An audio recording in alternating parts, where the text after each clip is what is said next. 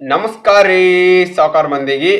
ನೀವು already title ಮತ್ತೆ thumbnail ನೋಡ್ಕೊಂಡು ಬಂದಿದ್ದೀರಾ. ಹಾಗಾಗಿ ಇವತ್ತಿನ ಒಂದು ವಿಷಯ ನಿಮಗೆ ಅರ್ಥ ಆಗಿದೆ ಅಂತ ನಾನು ತಿಳ್ಕೊತಾ ಇದ್ದೀನಿ. ಯಾವ ಟಾಪಿಕ್ ಬಗ್ಗೆ ನಾನು ಮಾತಾಡ್ತಾ ಇದ್ದೀನಿ ಅಂತ ಹೇಳಿ. ಹೌದು, ಅದೇನಪ್ಪ ಅಂದರೆ ಇತ್ತೀಚೆಗೆ ತುಂಬ ಟ್ರೆಂಡಲ್ಲಿರುವಂಥ ನ್ಯೂಸು, ತುಂಬ ಪಾಪ್ಯುಲರ್ ಆಗಿರುವಂಥ ನ್ಯೂಸ್ ಇದು. ಸೊ ಅದೇನಂದರೆ ಗೃಹಲಕ್ಷ್ಮಿ ಯೋಜನೆ ಬಗ್ಗೆ. ಸೊ ಎಲ್ಲರೂ ಈಗ ಆಲ್ರೆಡಿ ಯಾರ್ಯಾರ ಗೃಹಲಕ್ಷ್ಮಿ ಯೋಜನೆಗೆ ಅಪ್ಲಿಕೇಶನ್ ಹಾಕಿದ್ದಾರೆ ಅವರು ಕೆಲವರು 5ನೇ ಕಂತಿನ ಹಣಕ್ಕೆ ವೆಯ್ಟ್ ಮಾಡ್ತಾ ಇದ್ದಾರೆ. ಇನ್ನು ಕೆಲವರಿಗೆ ಪೆಂಡಿಂಗ್ ಕಂತಿನ ಹಣ ಇದೆ, ಇನ್ನು ಕೆಲವರಿಗೆ ಅದೇ ಸ್ವಲ್ಪ ಪೆಂಡಿಂಗ್ ಇದೆ. ಎಷ್ಟೇ ಇರ್ಬೋದು, 1ನೇ ಕಂತಿನ ಹಣ ಅಂತ ಹೇಳಿದ್ರೆ ಅಪ್ ಟು 5ನೇ ಕಂತಿನ ಹಣ ಆಗಿರ್ಬೋದು, ಅಥವಾ ಲಾಸ್ಟ್ 2 ಕಂತಿನ ಹಣ ಪೆಂಡಿಂಗ್ ಇರ್ಬೋದು.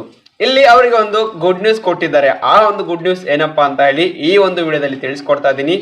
ಹಾಗಾಗಿ ವಿಡಿಯೋನ ಯಾರು ಸ್ಕಿಪ್ ಮಾಡಬೇಡಿ, ದಯವಿಟ್ಟು ಕಂಪ್ಲೀಟ್ ನೋಡ್ರಿ. ಹಂಗಂದ್ರೆ ಅರ್ಥ ಆಗುತ್ತೆ, ಇಲ್ಲ ಅಂದ್ರೆ ಏನು ಅರ್ಥ ಆಗೋದಿಲ್ಲ. ಸೊ ಬನ್ನಿ ಫ್ರೆಂಡ್ಸ್, ಡೈರೆಕ್ಟ್ ಆಗಿ ವಿಡಿಯೋ ಸ್ಟಾರ್ಟ್ ಮಾಡ್ತೀನಿ.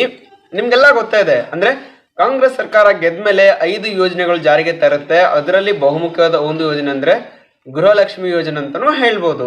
ಸೊ ಈ ಗೃಹಲಕ್ಷ್ಮಿ ಯೋಜನೆಯಲ್ಲಿ ಏನಾಗುತ್ತೆ ಅಂದ್ರೆ ಯಾರೆಲ್ಲ ಅಪ್ಲಿಕೇಶನ್ ಹಾಕಿದಾರೋ ಆ ಒಂದು ಮಹಿಳೆಯರಿಗೆ 2,000 ರೂಪಾಯಿ ತಿಂಗಳಿಗೆ ಸಿಗ್ತಾ ಹೋಗ್ತಿದೆ. ಇದರಿಂದ ಸಿಕ್ಕಾಪಟ್ಟೆ ಖುಷಿಯಾಗಿದ್ದಾರೆ ಮಹಿಳೆಯರು.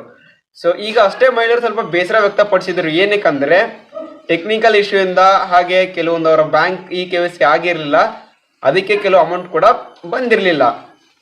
ಇವಾಗ ಒಂದು ಸರ್ಕಾರ ಒಂದು ರೂಲ್ಸ್ ಮಾಡಿದೆ. ಇದೇನಂದ್ರೆ ನೀವು ನಿಮ್ಮ ಒಂದು KYC ಮಾಡಿಸಬಹುದು, ಮತ್ತೆ ನಿಮಗೆ ಗೃಹಲಕ್ಷ್ಮಿ ಯೋಜನೆ ಅಪ್ಲಿಕೇಶನ್ ಹಾಕಕ್ಕೆ ಟೈಮ್ ಕೊಟ್ಟಿದ್ದಾರೆ. ಅಂದ್ರೆ ಮತ್ತೆ ಅಪ್ಲಿಕೇಶನ್ ಅರ್ಜಿ ಸ್ಟಾರ್ಟ್ ಆಗಿದ್ದಾವೆ. ಸೊ ಎಲ್ಲಿ ಅಂತ ನೀವು ಕೇಳೋದಾದ್ರೆ ನಿಮ್ಮ ಹತ್ತಿರದ ಗ್ರಾಮ 1 ನಾಡ ಕಚೇರಿಯಲ್ಲಿ ಹೋಗ್ಬಿಟ್ಟು ನೀವು ಮತ್ತೆ ನಿಮ್ಮ ಒಂದು ಅಪ್ಲಿಕೇಶನ್ ಹಾಕಬಹುದು. ಇದಕ್ಕೆ ಯಾವುದೇ ರೀತಿಯ ಲಾಸ್ಟ್ ಡೇಟ್ ಇಲ್ಲವೇ ಇಲ್ಲ. ಸದ್ಯಕ್ಕೆ ಯಾವುದೇ ರೀತಿಯ ಲಾಸ್ಟ್ ಡೇಟ್ ಹೇಳಿಲ್ಲ ನಮಗೂ ಕೂಡ. ಇನ್ ಕೇಸ್ ಲಾಸ್ಟ್ ಡೇಟ್ ಯಾವತ್ತಾದ್ರೂ ಅಫಿಷಿಯಲ್ ಆಗಿ ಡೇಟ್ ಕೊಟ್ರೆ ನಾನು ಖಂಡಿತವಾಗ್ಲೂ ಅದರ ಬಗ್ಗೆ ಕೂಡ ಒಂದು ವಿಡಿಯೋನ ಮಾಡಿ ಹಾಕ್ತೀನಿ. ನಿಮ್ದೇನಾದ್ರೂ KYC ಪ್ರಾಬ್ಲಮ್ ಆಗಿತ್ತು, ನಿಮ್ದೇನಾದ್ರೂ ಹಣ ಬರ್ತಾ ಇಲ್ಲ ಅಂದ್ರೆ ದಯವಿಟ್ಟು ನಿಮ್ಮ ಹತ್ತಿರದ ಗ್ರಾಮ 1 ಅಥವಾ ನಾಡ ಕಚೇರಿಯಲ್ಲಿ ಹೋಗ್ಬಿಟ್ಟು ಚೆಕ್ ಮಾಡಿಸ್ಕೊಳ್ರಿ. ನೋಡ್ರಿ, ನಾನು ಪ್ರೂಫ್ಗೆ ಹಾಕ್ತಾ ಇದ್ದೀನಿ. ಅಲ್ಲಿ ನೀವು ಏನಾದ್ರು KYC ಅನ್ನೋ ಚೇಂಜಸ್ ಮಾಡಿಸ್ಬೇಕು ಅಥವಾ ಚೆಕ್ ಮಾಡಿಸ್ಬೇಕು ಅನ್ನೋದಾದ್ರೆ ನೀವೇನಿಲ್ಲ, ಸಿಂಪಲ್ ನಿಮ್ಮ ಒಂದು ರೇಷನ್ ಕಾರ್ಡು ಮತ್ತೆ ನಿಮ್ಮ ಒಂದು ಆಧಾರ್ ರಿಜಿಸ್ಟರ್ ಇರುವಂತ ಮೊಬೈಲ್ ನಂಬರ್ನ ತಗೊಂಡು ಹೋಗಬಹುದು. ಸೊ ಓಕೆ, ಮತ್ತೆ ಯಾರೆಲ್ಲ ಅಪ್ಲಿಕೇಶನ್ ಹಾಕ್ಬಹುದು ಇವಾಗ ಗೃಹಲಕ್ಷ್ಮಿ ಯೋಜನೆಗೆ ಅಂತ ಅನ್ನೋದ್ರೆ ಇದುವರೆಗೂ ಯಾರ್ಯಾರೆಲ್ಲ ಹಾಕಿಲ್ಲ, ಹೊಸದಾಗಿ ಯಾರು ಹಾಕಿಲ್ಲ, ಹೊಸದಾಗಿ ಹಾಕೋರು ಸಮೇತ ಹಾಕ್ಬಹುದು. ಮತ್ತೆ ಈಗ ನೀವೇನಾದ್ರೂ ರೇಷನ್ ಕಾರ್ಡ್ ಅಲ್ಲಿ ಹೆಸರು ಚೇಂಜಸ್ ಮಾಡ್ತಿರ್ತೀರಾ ಅಥವಾ ನೇಮ್ ಚೇಂಜಸ್, ಮುಖ್ಯಸ್ಥರ ಚೇಂಜಸ್ ಮಾಡ್ತಿರ್ತೀರಲ್ವಾ, ಅವರು ಏನಾದ್ರು ಹಾಕಿ ಇದುವರೆಗೂ ಅಮೌಂಟ್ ಬಂದಿಲ್ಲ ಅಂದ್ರು ಒಂದ್ ರೀತಿ ಕ್ರಾಸ್ ಚೆಕ್ ಮಾಡಿಸ್ಕೊಳ್ರಿ. ನಿಮ್ಮ ಅಪ್ಲಿಕೇಶನ್ ಏನಾದ್ರು ರಿಜೆಕ್ಟ್ ಆದ್ರೆ ಮತ್ತೆ ಖಂಡಿತವಾಗ್ಲೂ ನೀವು ಅಪ್ಲಿಕೇಶನ್ ಹಾಕಿ.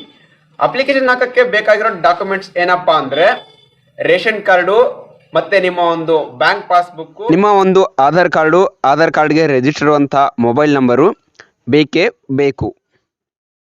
ಇದು ಇವತ್ತಿನ ಮಾಹಿತಿ. ನಿಮ್ಗೆ ಏನಾದ್ರು ಈ ಒಂದು ಮಾಹಿತಿ ಇಷ್ಟ ಆದ್ರೆ ಲೈಕ್ ಮಾಡಿ, ಶೇರ್ ಮಾಡಿ, ಮತ್ತೆ ಸಬ್ಸ್ಕ್ರೈಬ್ ಮಾಡಿ ನಮ್ಮ ಖಡಕ್ ಮಂದಿ ಯೂಟ್ಯೂಬ್ ಚಾನಲ್ಗೆ. ಧನ್ಯವಾದಗಳು.